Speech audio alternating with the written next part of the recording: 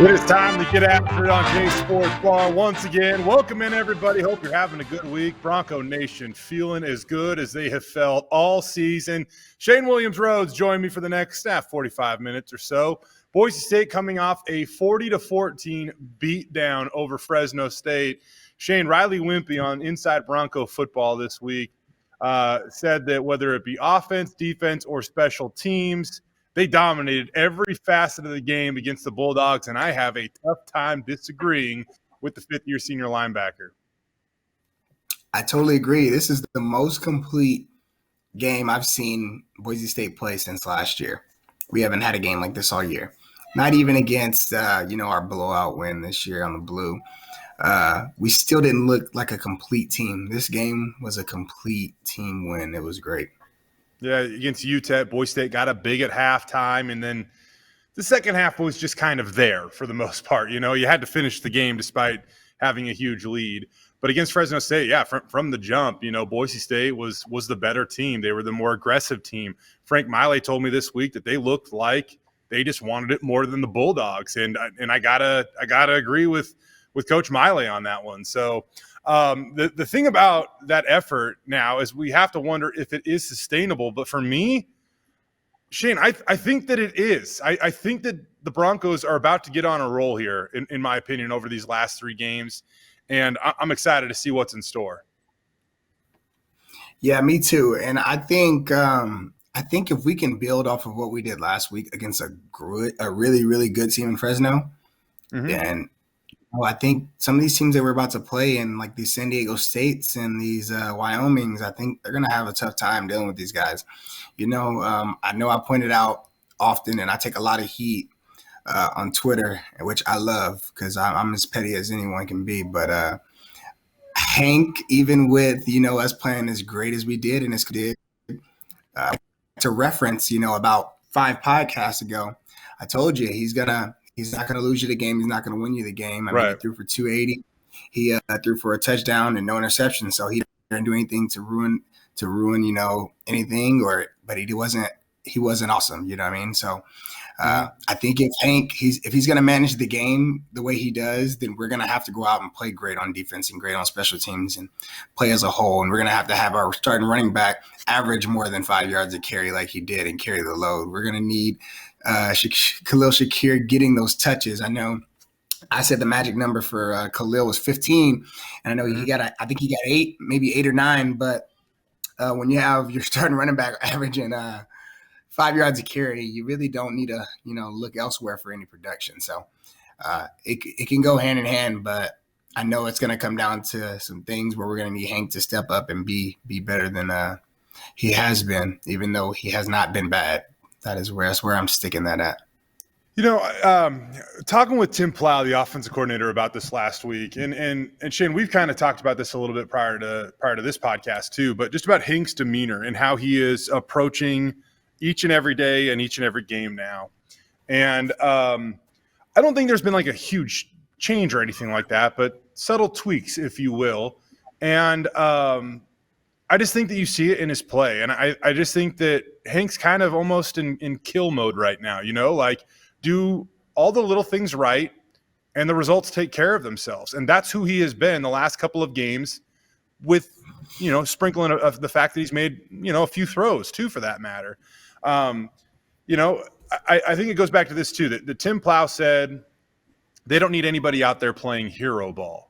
Because if that's the case, you're going to put too much on your shoulders, and the weight of that is eventually going to lead you into making a mistake. And so he's been able to avoid that and trust his teammates and trust his own preparation and in his own play, and the results have been there. You mentioned this, though, too. The return of George Halani, oh, my God. How badly did they miss a guy like that? And you look at his stat line, and I tweeted this after the game, but, I was kind of joking, but, I'm also, 100% serious.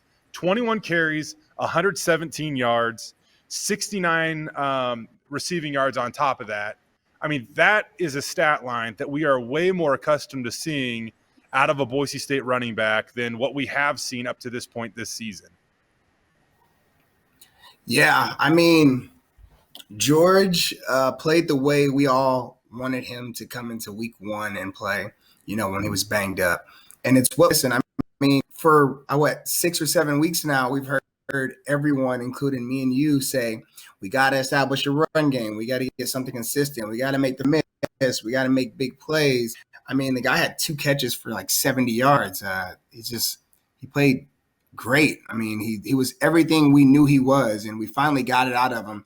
You know, obviously injuries were a huge deal, but I think just being able to get George back changes everything. I mean, going into this game, like we said, we said that Khalil had to do so much just because he was kind of the only guy who could step up and do something. But having him encourage, that's a mean combo. And if we would have had him the entire season the way he was this week, we definitely would be undefeated. That is no doubt about that. I mean, it's hard to like totally go all in on that, but it's also kind of hard to argue, Shane. Like, Boise State hadn't been blown out in a game. Like, the Nevada game was a rough one, and I would say that was a case where Boise State lost by 10. The score probably wasn't as close as it seemed. It probably seemed a little bit more than a 10-point game, in my opinion. But still, if George Holani was available, I just think it's a different game. And you know, one thing that I will say about this coaching staff is that through all of the struggles, they always pointed the finger at themselves. And they didn't call out any players. They didn't make it awkward for them. But I think that finally the players have also bought into that like, these guys are putting their necks on the line for us. They are taking the bullets.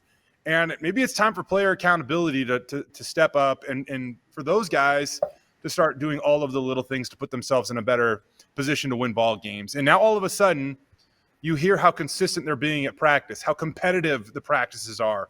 Andy Avalos said this last Monday, which was technically a Tuesday practice because the Broncos play on Friday, so they had to kind of advance everything up a little bit, as you know, Shane. He said it was the best Tuesday practice they've had all season.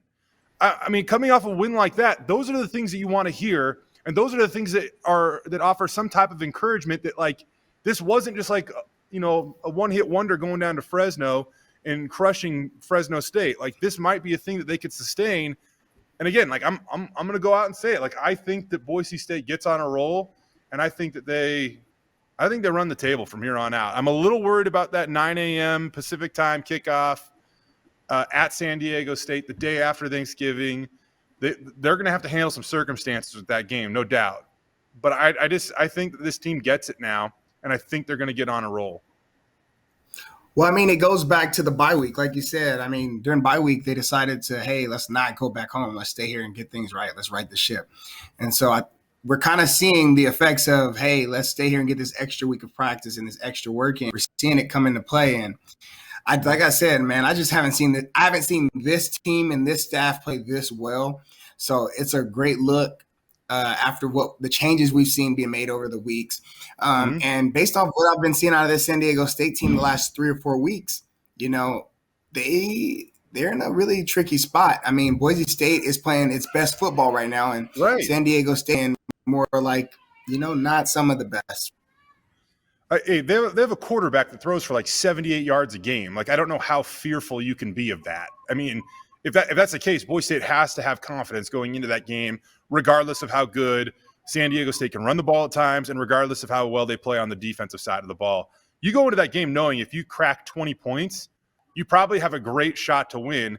And not only do I feel confident that Boise State's offense now can get over 20, I don't know if San Diego State's offense can get over 20 against Boise State's defense at its current strength, which is full strength or very close to full strength, especially up front, where they're as healthy as they've been in a long, long time on the defensive line.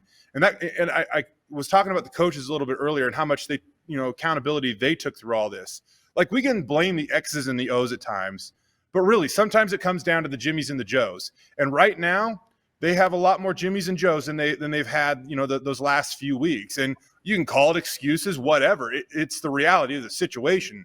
They finally have healthy bodies up front. And on the defensive line, particularly, Shane, you know this. Like, this is something that Boise State was so good at during the height of their program, is they would rotate in, you know, their defensive line units, and so they always got fresh pass rushers on the field, and they're never tired, and they just hit opponents in waves up front, and this year so far, it's been this choppy wave where you have a 2 playing with the 1s and a 3 playing with the 1s. And then, this Matlock starting. And it's just, there was never any rhythm. There was never any flow. And finally I felt that rhythm, that flow. And you can see the way that Shane Irwin was walking around the field against Fresno State. That was like, oh man, I think these guys got it. These guys got it, Yeah, and on top of this, the way these guys are playing, I think our strengths with our defense. I know we say we have a really good pass defense. Obviously, we're coming off a team who has a really good pass offense, and we defended them really well. I'm going to say this: those 2 safeties, they are both run safeties, and those guys, when we go against State, that makes me feel good knowing we're going against a team who's going to hand that ball off about 25 to 30 times to that running back. And so I feel really good about those guys coming downhill and making plays. San Diego State, when they do throw the ball, they have a pretty good wide receiver. He's kind of the only guy they throw it to. But like we said, our strength has been our pass defense. So I'm not too worried about that one receiver making plays. Right. But I'm more excited about having these safeties coming down and making plays, because it seems like every week either one of them or both of them are making huge hits in the run game, and it just shows every single week. It's no more of they're just getting lucky plays. They are creating they're creating stuff. The level of play that Tyreek Jones and JL Skinner are consistently throwing out there is remarkable. I was laughing because I was thinking about this with Khalil after the game.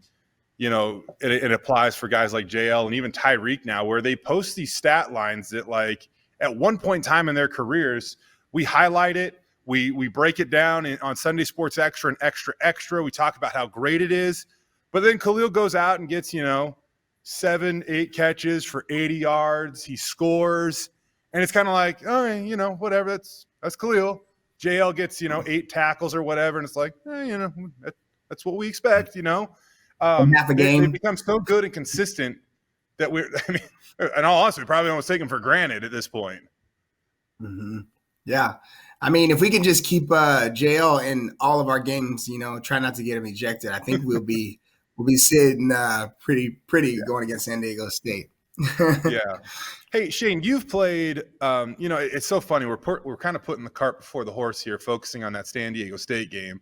But it really, it could be a massive game if Boise State wins the next 2 on the blue, because Boise State's still in the fight to win the Mountain Division and maybe get into that Mountain West Conference championship game. You've played against Wyoming and you've played against San Diego State. San Diego State has a new head coach since your playing days, and I believe that you overlapped at least 1 year with Bull. Is that right? Craig Bull at Wyoming. Did you guys overlap 1 year at least? I think it might have been 1 year. That's it. Okay. And so my first year when we played him, they focused a lot on that and him bringing his culture over. And obviously we saw what he was able to do since he's gotten there. Right. Where I'm going with this, though, is if there are 2 teams that offer some similarities in the conference, Wyoming and San Diego State have some similarities, I think. They kind of pride themselves in being the tough team, winning the line of scrimmage, and if they win games, that is how they win games. I know that San Diego State in years past has kind of created a little more chaos in how they bring pressure at times, but I know that this Wyoming team likes to blitz too, and they like to play a lot of press man on the outside. They take away, those easy access throws that kind of keep an offense, ahead of the chains or finding that rhythm. Are there similarities that you see maybe between Wyoming and San Diego State? And will this kind of give Boise State fans a little bit of a glimpse of how that game might go at the end of the month when they travel down to take on the Aztecs? Yeah, I would have to agree with that. When I played San Diego State, every year they had a great back. They were going to hand it off to them, and they were just, you knew what they were going to do. We're going to come out, we're going to punch you in the mouth, and we're going to keep going until we're going to ground and pound. And it wasn't always like that. Mm-hmm. But I said through the changes of the coaching staffs, they became kind of like that. And I can't remember who the running back was, but he was a transfer. He was number 7. He played short stint with Atlanta. You might remember his name. Brian Hill? There it is right there. That's him. So okay. Brian Hill. Yep. He had a short stint with Atlanta. He was the guy. So when he was there, they did the same thing. We're going to hand it off to Brian 25 times, and he's going to run for 100 yards, and that's going to be how we're going to I think that is exactly how Craig Bowl is. He's running that offense right now, and they're going to try to down the line of scrimmage. And so, once again, that's kind of feel like we have some strength with having these safeties who would come down and they're going to set the tone. So, if we can just continue to kind of ride out how we've – honestly, I feel like the way we played on defense all year has been great. There's some anomalies. I mean, we had our Nevadas. We had some of those games. But if we can just play half as good as we played all year on defense – we should be able to stop these guys and keep them under 17. I mean, I know that Boise State gave up 14 points against Fresno State, but you could very easily argue that it was really only 7. I mean, Bulldogs kind of got one late. Boise State was already up 40-7. To allow only 7 points, only 1 touchdown against that Fresno State offense, I think that's the thing that Boise State fans should be most excited about, especially when you look at what lies ahead, because they're not the most prolific offenses in the offense or in the conference. They're good, but that's not what they hang their hats on. In New Mexico, I don't know what they can hang their hat on. They're just not very good. So that is why I just think that Boise State has the ability to really get on a run here, create some momentum down the stretch, and who knows, maybe sneak into the Mountain West Conference title game. If they do, I like their chances there. I mean, if you can beat Fresno State this year in this conference, you can beat anybody. Fresno State, they beat Nevada, So Carson Strong's very good. That's nothing you can take for granted.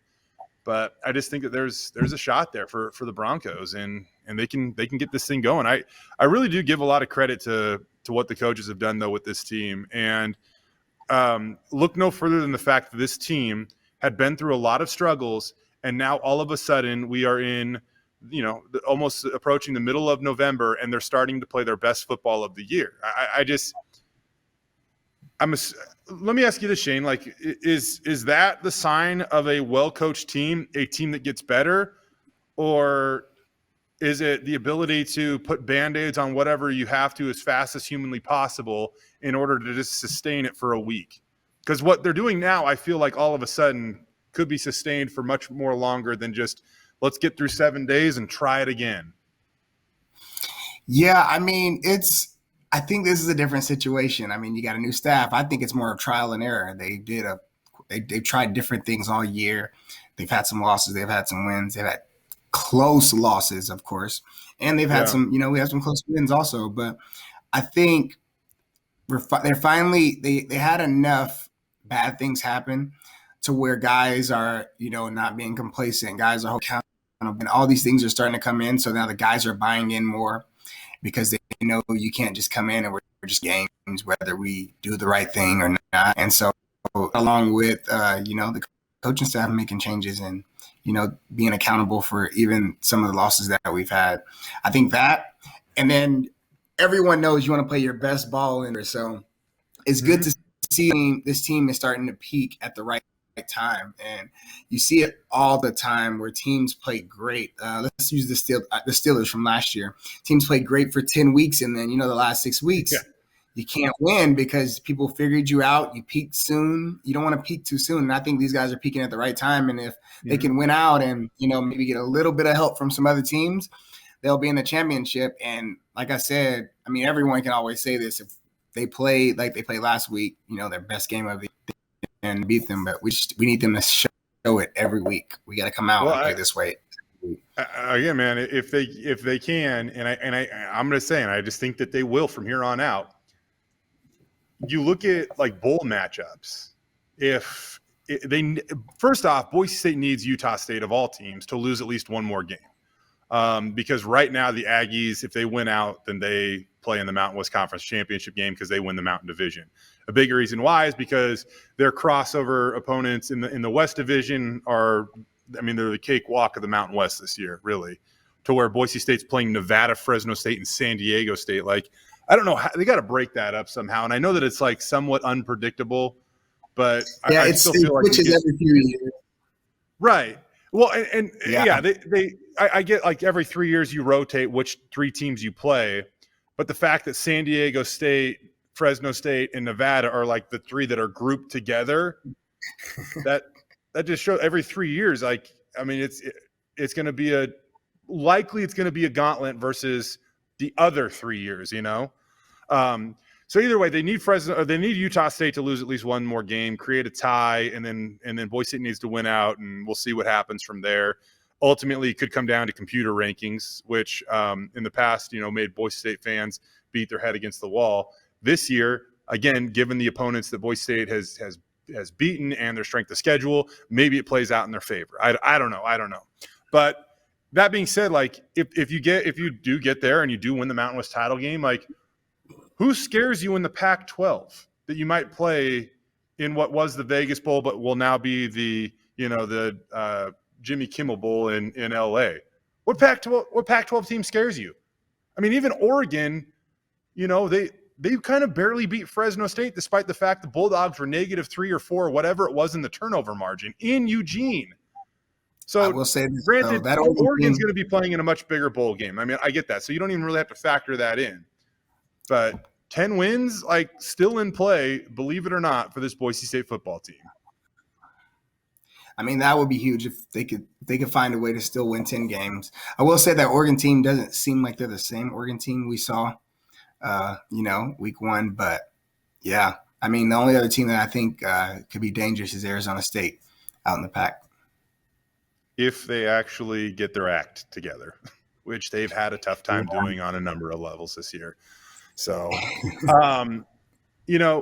as we approach this next game, win or lose, a massive storyline regarding the Boise State football team will be how they play at Albertson Stadium on the iconic blue turf. Because right now, it's crazy to see. Like, I almost feel like I have to go look it up again.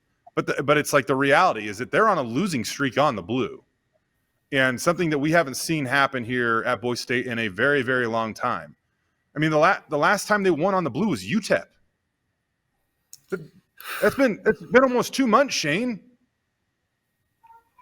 It's rough. I think you're gonna have a pretty good crowd this week, especially after how we played last week. The only thing that's kind of worrying me about the crowd is the Friday night game. Yeah. Some people like it, some people don't. I kind of like it. I mean, I get my Saturday to kind of hang out and just watch football all day.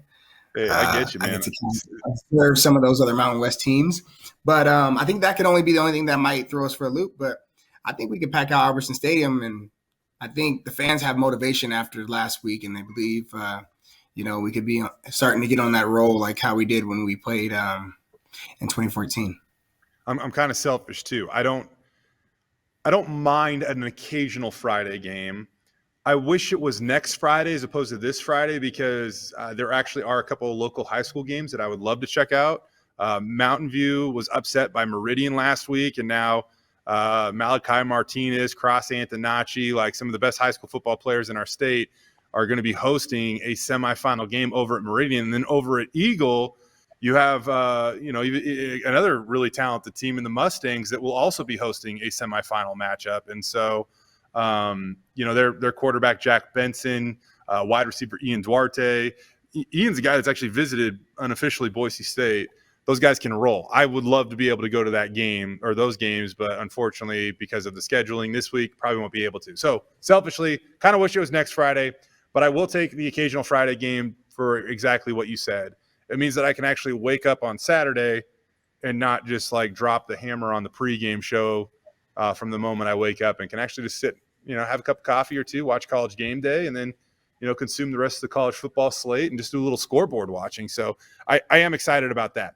But getting back to what matters on this podcast, not my personal life and watching TV, why do you think they've struggled on the blue? I mean, you look at what Boise State has done on the road this year, and had they held a 21-point lead against UCF, they would be undefeated with some massive victories away from Albertson Stadium. As it stands right now, they knocked off a top 10 BYU team in Provo and a top 25 Fresno State team on the road last week. It's the first time in school history that Boise State has 2 top 25 road victories in a single season. But what is the explanation? Like, why can they do that on the road, but they haven't been able to mimic that and do it at home? I don't think it's really the home or the away thing. I think it's just been more of, where we've been at as far as the state of our team. And like I said the earlier, just trying to figure out what works and what doesn't work. Um, you always have to rule out Air Force as an anomaly because they triple option. It's not traditional. I think you work all the entire no fall camp. You don't practice it ever. So you never know how your team is going to respond against that team. So I kind of like to take them out. Then you look at all the teams we played outside of that. They've all been really good teams. I mean, Nevada, like we said, has a top 5 pick and a quarterback on their team. Then we have Oklahoma State. We've seen how they played out and who they played and how well they played all year. We've lost to some pretty good teams. It's been rough. It's obviously unfortunate that it had to be at home, but we go to BYU. We handled it there. I don't think the fact that it was away or home, decided it. I just think we were able to, create scores. And in that game, we go to Fresno. We played great. We just played great. I mean, it comes out after, everyone saying they've been wanting to focus on certain things and want to change the mentality and, try to right the ship, and they go out and they do it. I mean, going into the games like Oklahoma State, I don't think that was something that was trying to get figured out at that time. I mean, we had lost a close one to UCF. As bad as it was to lose, we knew that team showed a lot of good things in that game. So we were confident. Then we come home and we absolutely thrash. So we think, okay, maybe, we just had a rough fourth quarter, second half. So you go into Oklahoma State not expecting what you get. And I think you got to look more into it. I don't think it's more as that we lost because we were at home or because we were away. I just think it was, we're trying to still figure things out that early in the season. And then you got the Nevada game where you had a guy who we know is great, and he came out and he played great. And so it was tough. Yeah. Obviously, news happens while we're on the show doing this podcast, and apparently Odell Beckham is going to the Rams. I just want to say that I hate everyone because now the Rams get even better, and they're in the same division as my Seahawks. So, I think after Russ went out for 8 weeks, I just kind of figured that you guys were gonna just sit this year out. He's supposed to be back this week. We'll see. I mean, we can't catch them. They're loaded now, and they only get better with a guy like Odell Beckham. I also have Cooper Kupp on my fantasy team, and kind of worried that he's going to take away some targets from my guy. Cooper's been unbelievable so far this season. So, anyways, they added Von Miller too. So, I mean, like this, they didn't just add one guy; they just added 2 Pro Bowlers. So, on both sides of the ball. Unreal. And Vaughn, I mean, one could argue Vaughn might be a guy that's going to, go into the Hall of Fame one day. He's been so good at rushing the passer. Anywho, back to the Boise State football team. And I'm excited to get back at Albertson Stadium. It feels like it's been an eternity since we've seen Boise State on the blue. And I mean, in a way, I don't know the last time. I should probably look this up. The last time they've gone this long without playing on the blue. I mean, it was October 16th. It was the Air Force game that, we'd all like to forget about, but that means it'll be 4 days short of a month. But really, if Saturday to Friday, it's 1 day short of a month. Because they had the bye week, back-to-back road games. Now they're finally back on the blue against Wyoming. What do you think of the black uniform, Shane? I love them. I mean, the first time we ever wore black uniforms was my freshman year against UNLV on the blue, and it was awesome. I love it. I kind of like the newer black uniforms more than your black uniforms, though. Thanks, Jay. Especially just rub it in. Just rub it in. I appreciate that. I will say this though: you go to like high school games and stuff now. I mean, I'm way older than you. You had cooler football gear than me, but now you see what's out there these days, and I'm like, man, I wish I just had eligibility just so I could rock some of the gear these kids rock these days. Agreed. The chin straps are all like custom fitted and stuff. I basically had a leather chin strap till I split my chin open, and I got that little shell one. But man, what these kids get to wear these days, the black helmets, I really don't think I'm exaggerating when I say this. I think they're one of the best in college football. Like those black helmets and the detail on them. If you actually get to pick one up, you really get the chance to see how cool they are. And I think they're like laser cut or whatever. So like the logo is chrome, but the rest of the helmet is matte black. It's one of the best helmets in college football, in my opinion. I will say this. I do think their black jerseys are better than ours, but I still got to say I liked how we wore the black helmets with the silver and the chrome logo. I think that's the one. Yeah. You can't necessarily customize these helmets, on a week-to-week basis. I guess you could technically swap out the blue chrome face mask, but with the old black helmets, I remember on Halloween was that 16 at UNLV right? Is that the Halloween uniforms? Some of the greatest that we've ever worn. I love those. Yeah, too. And they had the black helmet, chrome orange face mask with the kind of reflective orange Bronco. Those were an awesome Halloween look. Those were awesome. And you guys put up I can't remember. I think Brett Rippon threw 469 yards that game. Somebody look it up. Yeah. Somebody call me on that. But that number is sticking out in my head. He threw for like 1 million yards or 469 of them. But yeah, they're some of my favorite helmets out there. So the thing about the stretch run of this season is I think that it's massive in terms of how you build momentum into the future, and it goes beyond the football field. I feel like the athletic department is finding their stride. Ticket sales in terms of the average attendance right now are just slightly over 36,000. That would smash the school record. And yes, they are kind of counting ticket sales a little differently this year.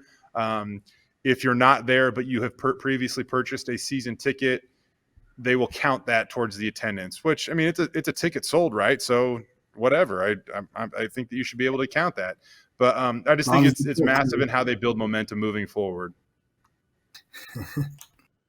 Yeah, I said long. What do you think? I mean, you're part of the brotherhood. Like, what are you seeing out of this? Like, from a distance? We talked about Jeremiah Dickey and the director of athletics at Boise State a few weeks ago, and some of the things that he's working on. A Kellen Moore day, maybe down the future. Maybe you could sneak in there since you wore 11, for most of your career, and you just kind of bump Kellen out of the way. And hey, today's 11/11, by the way. Yeah, I think I saw on Twitter it is Shane Williams Rhodes Kellen Moore Day in the city of Boise.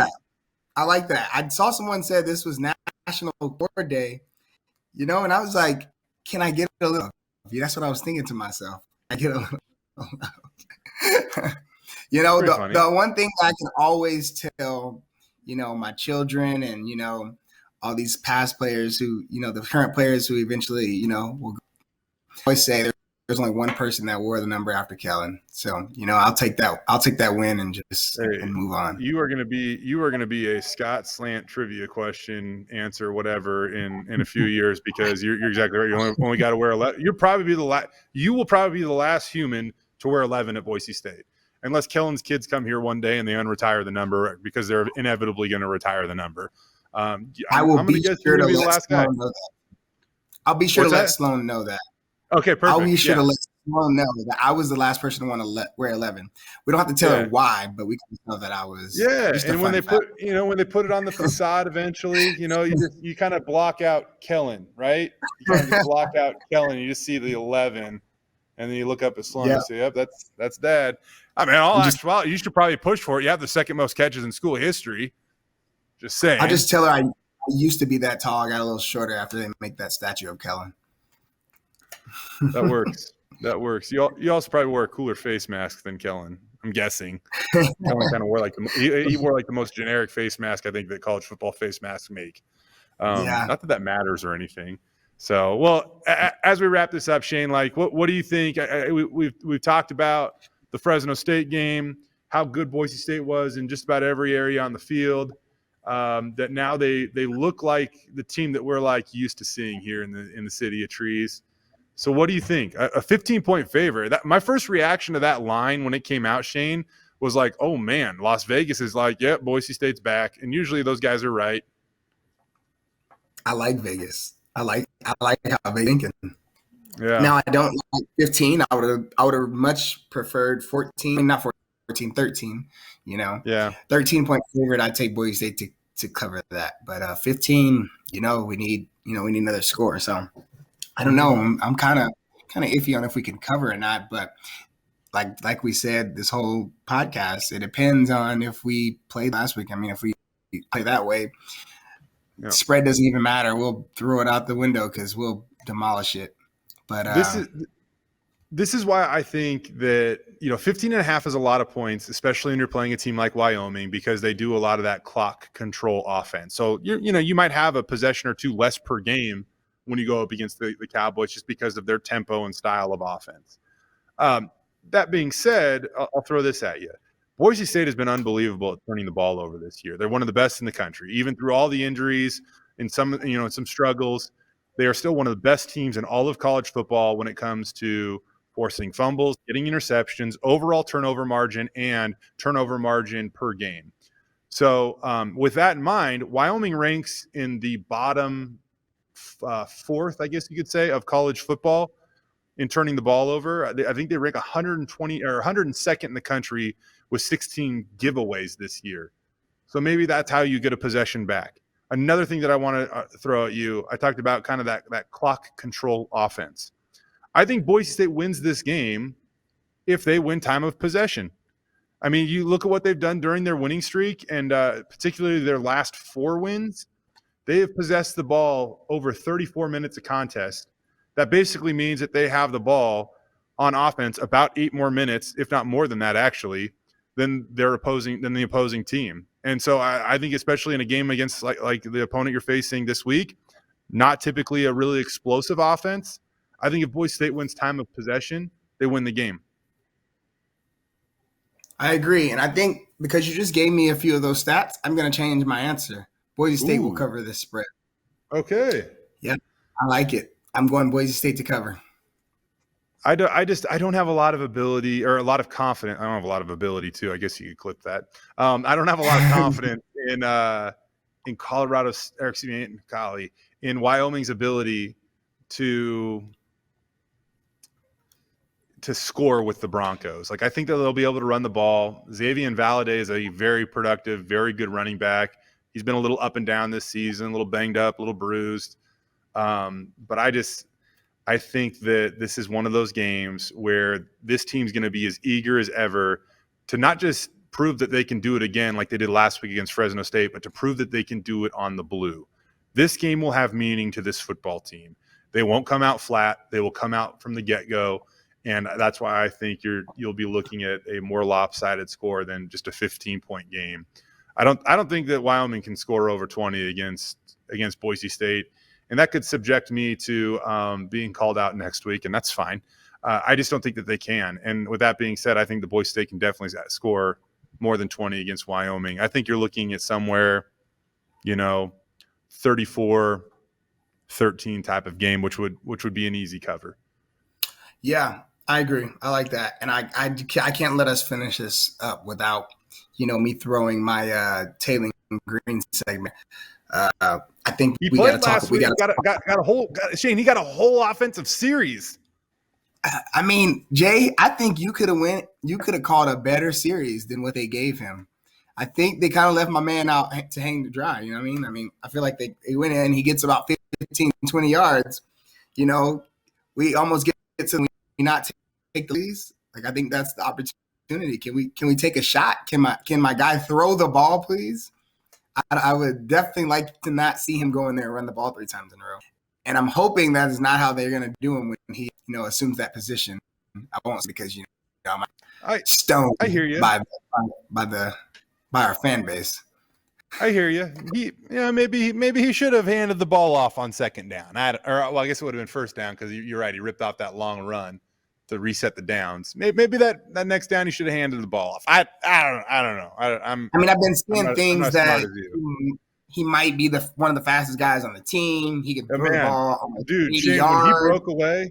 when he broke away on that run that he had in like his strides, holy cow. Like, it was, I'm not comparing his speed to George Holani, but just the fact, like, you sprinkle George Holani back into the ground game, and all of a sudden it seems like he's in, running in fast motion. Seeing Taylor Green take off, you're like, holy crap. Whenever he gets the opportunity to run the show, he's going to be good. Like, he is so athletic, and he would thrive in the RPO.